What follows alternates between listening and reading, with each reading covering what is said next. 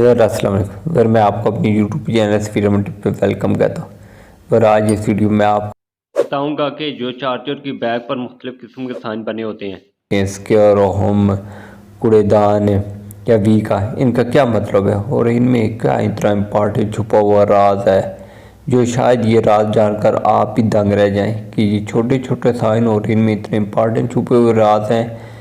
تو وہ ان راز کے بارے میں جاننے کے لیے آپ سے ریکویسٹ ہے کہ ویڈیو کو اینڈ تک دینا۔ اگر آپ نیو یوزر ابھی تک میرے چینل سبسکرائب نہیں کیا تو جلدی سبسکرائب کر کے بیل نوٹیفیکیشن کو آن کر دیں تاکہ ڈیلی جو میں ویڈیو اپلوڈ کرتا ہوں اس کا نوٹیفیکیشن سب سے پہلے آپ کو ریسیو ہو۔ تو میں ویڈیو سٹارٹ کرتا ہوں اور ان سائن کے بارے میں آپ کو سٹیپ بائی سٹیپ تفصیل سے بتاتا ہوں۔ تو اس دور حاضر میں سب لوگ موبائل بھی یوز کرتے ہیں اور چارجر بھی یوز کرتے ہیں، لیکن ان سائن کے بارے میں بہت کم لوگ جانتے ہیں۔ ان سائن میں جو نمبر 1 پہ ہے وہ اسکوائر کا سائن ہے۔ اس کا مطلب یہ ہے کہ یعنی جو شخص بھی یہ استعمال کر رہا ہے چارجر وہ مکمل طور پر محفوظ ہے۔ اس کے استعمال سے اس کو کسی قسم کا نقصان نہیں ہوگا یا نقصان سے مراد کے کرنٹ لگنے کا خطرہ نہیں ہے، جس سے سارے بالکل محفوظ ہے۔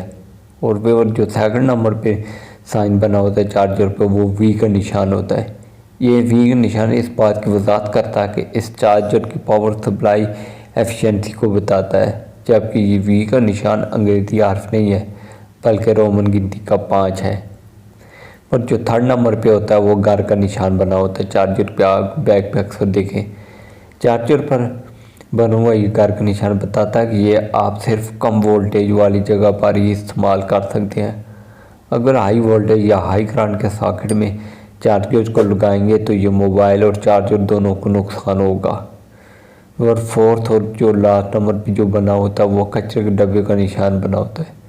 تو یہ نشان بھی بہت سی الیکٹرانک اشیاء پر بنا ہوتا ہے، جس کا مطلب یہ ہے کہ جب یہ چیز خراب ہو تو آپ اس کو کوڑے دان میں مت ڈالیں بلکہ سائڈ پر رکھ دیں اور بعد میں ریٹرن کر دیں کمپنی کو۔ تو اگر ویڈیو اچھی لگی ہے تو اسے زیادہ سے زیادہ لائکس اور شیئر کرنا۔ تھینکس۔